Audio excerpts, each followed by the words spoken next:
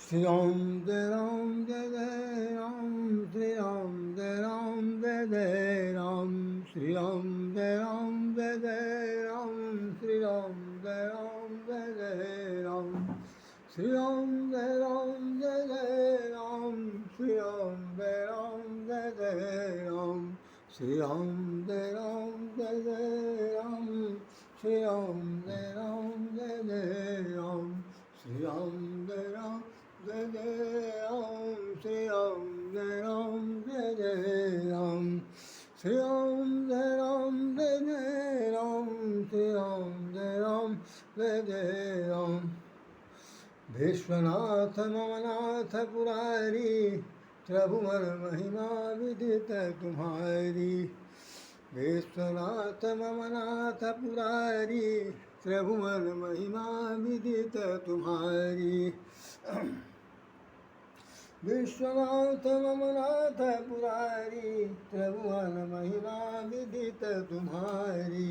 हरि ओम नमः शिवाय, ओम नमः शिवाय, ओम नमः शिवाय, ओम नमः शिवाय, ओम नमः शिवाय, ओम नमः शिवाय, ओम नमः शिवाय, ओम नमः शिवाय, ओम नमः शिवाय, ओम नमः शिवाय, ओम नमः शिवाय, ओम नमः शिवाय।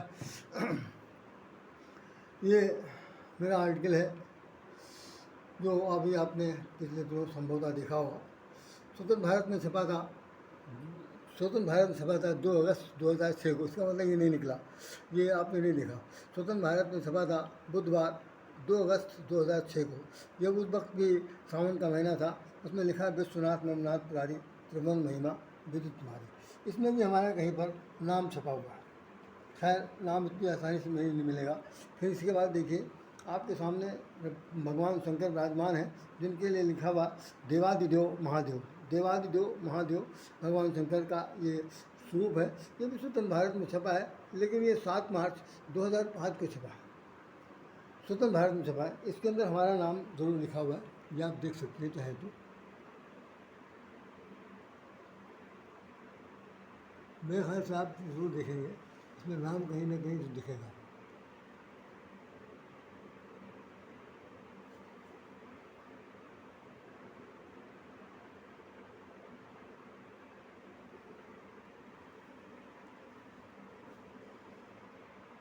ये संभवतः मेरा नाम आपके सामने दिखाई पड़ रहा है, राधेश्याम राधे, ये लिखा हुआ है।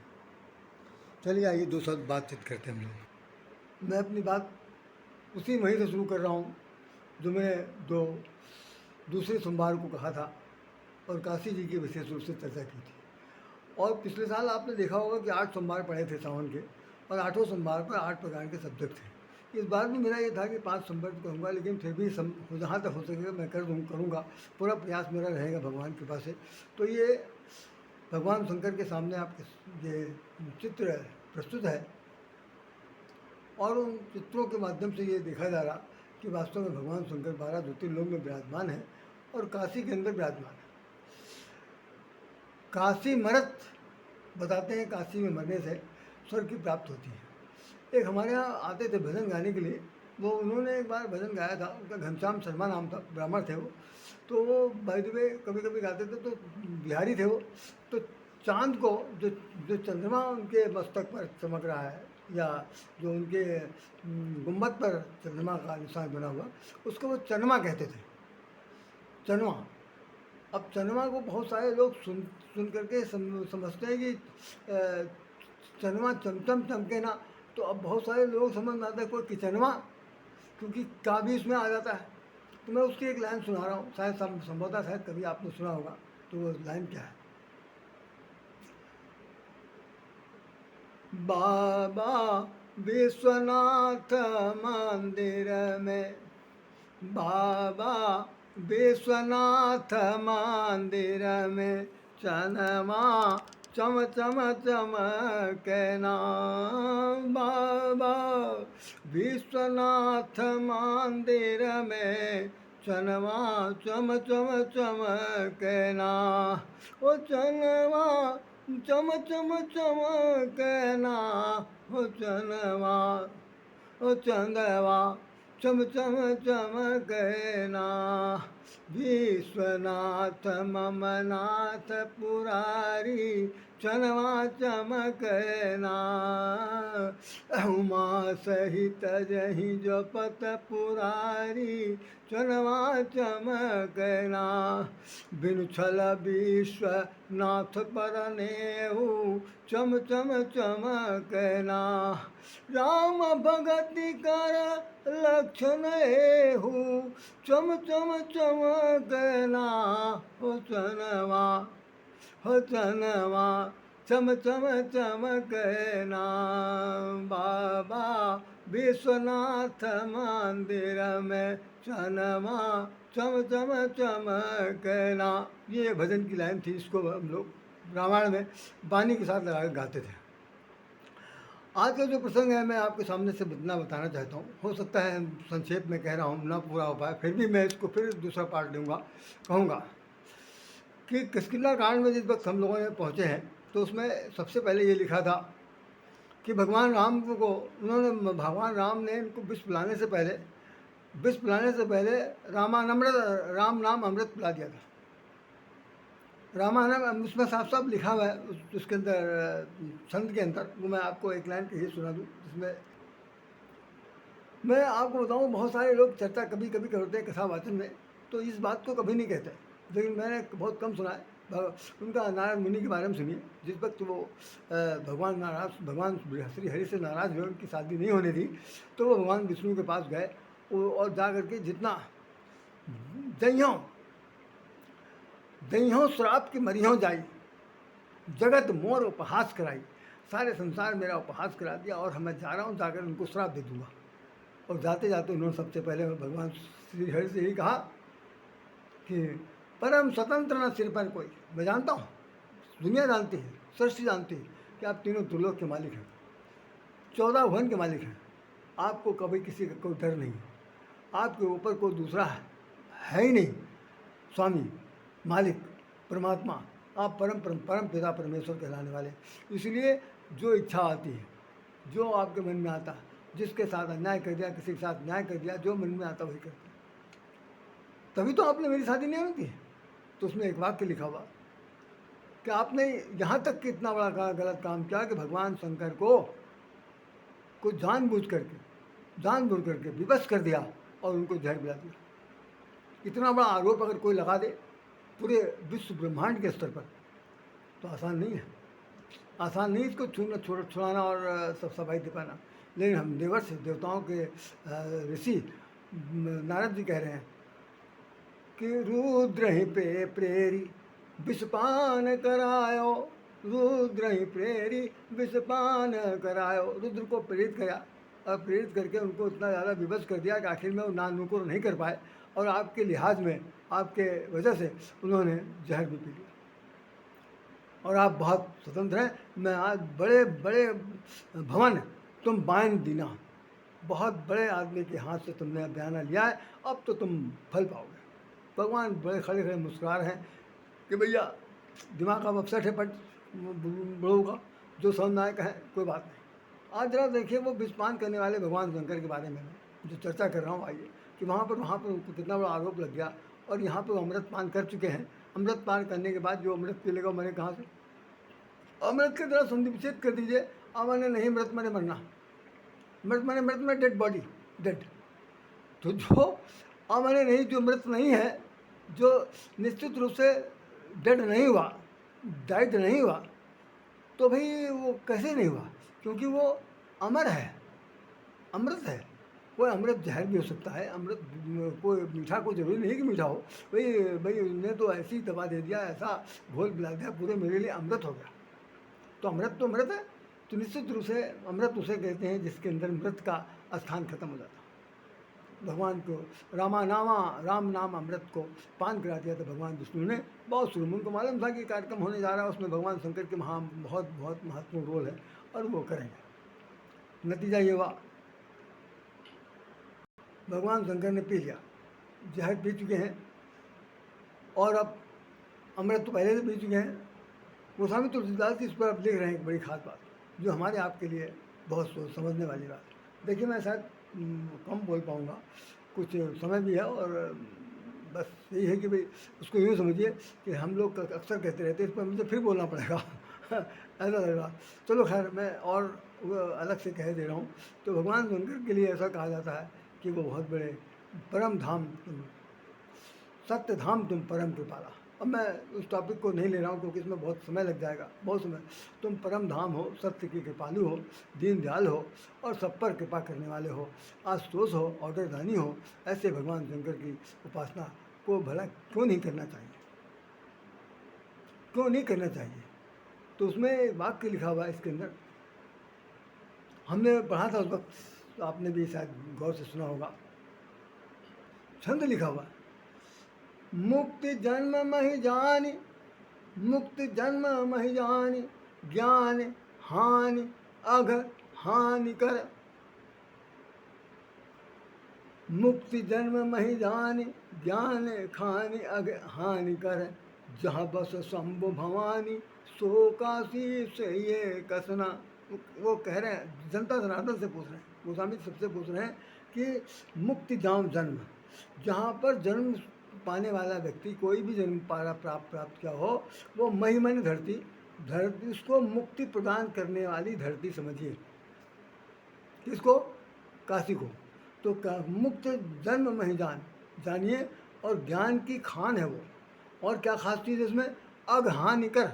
उस काशी नगरी में जो कोई रहेगा उसके सारे पाप, अघ माने पाप, पाप का हरण हो जाएगा, नष्ट हो जाएगा। जो पाप का हरण करने वाली है, जो मुक्ति प्रदान करने वाली है, ज्ञान देने वाली है, उस धरती का नाम, उस धरती का नाम काशी नगरी है।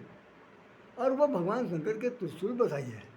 तो गोस्वामी जी पूछ रहे हैं हमसे और आपसे, जनता जनार्दन से, क्या पूछते हैं? जहाँ बस शंभु भवानी, अरे उसी नगरी में भगवान शंकर और पार्वती जी निवास करते हैं, सो काशी से ये कसना। तो ऐसे काशी की रह करके आप वहाँ पर सेवा क्यों नहीं करते? अरे मन, अरे मूर्ख मन, अरे नादान मन, अरे ना समझ मन, तुम क्यों नहीं चल करके काशी में सेवा करते हो भगवान शंकर की, पार्वती की, और वहाँ पर रह करके तुमको इस जीवन से मुक्ति मिल जाएगी। हमारे आवागमन के चक्कर से सदा की मुक्त हो जाओ। तो फिर छंद पढ़ लीजिए, मुक्ति जन्म महि जान, ज्ञान हानि अघ, ज्ञान खान अघ हानि कर। जहाँ बस शंभु भवानी, सो काशी से ये कसना। तो हुआ क्या? ऐसे काशी के लिए क्यों प्रशंसा की जा रही? गोस्वामी जी कह रहे हैं कि मुझे लिखना थोड़ा बहुत मजबूरी है। क्या है? जरत सकल सुर वृंद, वही जरत सकल सुर वृंद, विषम गरल जही पान किए, तही न भजही मत मंद, को कृपाल शंकर सरिस। तो उन्होंने कहा कि जब सारा संसार भस्मसात हो रहा था, जब ये समुद्र मंथन हुआ, उसमें विष, अमृत के साथ विष निकला, और विष का पान करने वाला कोई नहीं, अमृत पान करने वाले सारे देवता और असुर लड़ मर रहे हैं। ऐसी दशा में भगवान शंकर, भगवान राम, भगवान विष्णु ने तो कहा कि मैं चलो अमृत तो बंटवा ही दूंगा, जो कुछ किया जाएगा, छल कपट करेंगे, मोदी बनेंगे, सब कुछ करेंगे। लेकिन ये जहरवा को पी, जहर को पीने के लिए भगवान शंकर को बुलाया गया, जो नारद अब कह रहे हैं। नारद अब कह रहे हैं कि तुमने रुद्र प्रेरी विषपान कराया। तो भगवान शंकर के जो आए, तो उनसे क्या कहा गया कि विश्व जरा सकल सुरवृंद, सारी देवी देवताओं को देखते हैं, सुर आवृत्ति वालों को देखते हुए। ये जो लड़ाई है, क्या नाम, दैत्यों और राक्षसों की, ये हैं सब शरीरधारी, इनके अंदर आसुरी प्रवृत्ति आ गई है। जो सूर्य प्रवृत्ति है वो देवता, जो आसुरी प्रवृत्ति है राक्षस। तो इन दोनों देवताओं, सुर और असुर के बीच का जो द्वंद्व है, मानसिक द्वंद्व हो चाहे बाहरी द्वंद्व हो, तो उनसे मुक्ति पाने का क्या उपाय है? तो बीच में मीडिएटर पर हस्तक्षेप करने के लिए शंकर भगवान का आना जरूरी है। तो वो दोनों का पक्ष लेंगे, भाई ठीक है, ठीक है। और भगवान विष्णु क्या करेंगे? फिर वो तो अपना काम अलग करेंगे, वो सबको धोखे में रख करके सारा काम करेंगे, क्योंकि बिना उनके काम चल नहीं सकता। तो यहाँ पर गोस्वामी ने लिख दिया है कि दहीन भजस मत मंद, तेन भजस मन मंद, को कृपाल शंकर। अरे मंद बुद्धि वाले मन, अरे मूर्खा गिराज मन, तुम ऐसे भगवान शंकर को क्यों नहीं भजन करते हो, जो बहुत कृपालु हैं, बहुत दयालु हैं, बहुत दयानिधान है। तो उन्होंने तो क्या किया कि सारे संसार को जो मृत प्राय हो रहा था उसको उन्होंने अब हर तरह से बचा लिया। जरत सकल सुरगंध विषम गरल दही पान के तीन भजे मतमंद को कृपाल शंकर सरस। तो अब यहाँ पर एक बात बता दूँ कि जहर पीना, अमृत जहर पीना, विष पान करना, गरल कंठ, गले में नीलकंठ बन गया पीना, ये इस बात का प्रतीक है। यही बता के मैं खत्म कर दूंगा। मैं जहाँ तक जाना चाहता हूँ नहीं जा पा रहा हूँ। समस्त संसार की समस्त विषमताओं को, संसार की समस्त विपरीत परिस्थितियों को, प्रतिकूलताओं को, अनियमितताओं को, असहनीय परिस्थितियों को, जहाँ पर बाप का बस नहीं चल पा रहा और उनका होना निश्चित प्राय हो गया है, ऐसी स्थिति में उस जहर को पीना, उस परिस्थितियों को किसी तरह से सामंजस्य स्थापित कर लेना, अपने ऊपर ओढ़ लेना, दूसरों को सुखी प्रदान कर देना, ये जो है यही विषपान करना। घर के अंदर जो घर का जो सबसे बड़ा बूढ़ा होता है वो सबसे ज़्यादा दुलत्ती खाता है। बुरा ना मानना भैया, हाँ हम भी बुढ़े हैं, जानते हैं, बहुत बुरी हालत। सब लोग कहेंगे टुकु टुकु टारगेट कर कुछ काम करें, धरत नहीं, कुछ इनके बस का कुछ है ही नहीं, इनको है तो अरे भगवानों ने इनको बटोरा, भगवानों के हाथ पत्ता साफ है। मतलब देखिए, एक अच्छा भला आदमी जीवित है, जीवित रहते हुए भी उससे जो अपेक्षा की जा रही है वो नहीं कर पाने के बाद उसके बाद लोग विष वमन कर रहे हैं, तिरस्कार कर रहे हैं, दुत्कार कर रहे हैं, फटकार कर रहे हैं, अवसाद की स्थिति में लाना चाहते हैं और उपेक्षा कर रहे हैं। उपेक्षा का शिकार आदमी हो रहा है। बहुत कुछ कह जा रहे हैं जो नहीं कहना चाहिए। संतति औलादे तो जो कुछ कहती हैं वो तो क्या कहना, जो बाहर से जो घर बाहर की जो अव्वे बहुएँ आती हैं वो भी बूढ़ों को कहने में कुछ कसर बाकी नहीं लगती। तो ये एक प्रकार का व्यवहारिक जीवन का एक चित्रण उन्होंने कराया है कि जब सारे संसार को बचाने के लिए हर एक के चेहरे पर जो नकाब पड़ा हुआ उसको किसी तरह से बराबर बनाए रखने के लिए, अपने घर की लाज को, मर्यादा को सुव्यवस्थित किए रहने के लिए, अगर एक बार हम ही को बेइज्जत होना पड़े तो हम स्वीकार कर लेंगे, हाँ भैया हमने नहीं किया, आओ भाई सब लोग मिलकर मारो। तो आपकी वृद्धावस्था को देख करके हो सकता कोई ना कोई छोड़ दे। मुझे अपने जीवन का एक घटना याद है, अभी इसी साल की घटना का। मेरे पके हुए बाल को देख करके एक पुलिस अधिकारी जो ने मुझे ये कहकर छोड़ दिया कि काश आपके बाल पके ना होते तो मैं आपको कुछ भी कर सकता था।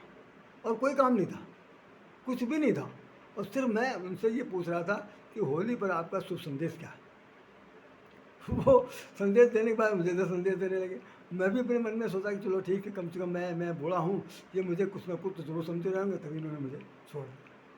तो मेरा मतलब ये है कभी कभी आदमी बूढ़ेपन का भी लोग दुरुपयोग कर लेते हैं, भले ही वो सदुपयोग के पक्ष में हो, लेकिन उसका पक्ष दुरुपयोग में बदल जाता है। और यहाँ तक कि ये स्थिति आती है कि आदमी कितना चाहता है, बूढ़ा आदमी कितना चाहता है कि हमारे घर की लाज न जाने पाए, हमारे घर का कोई जो ओढ़नी है उसको कोई न हटाने पाए।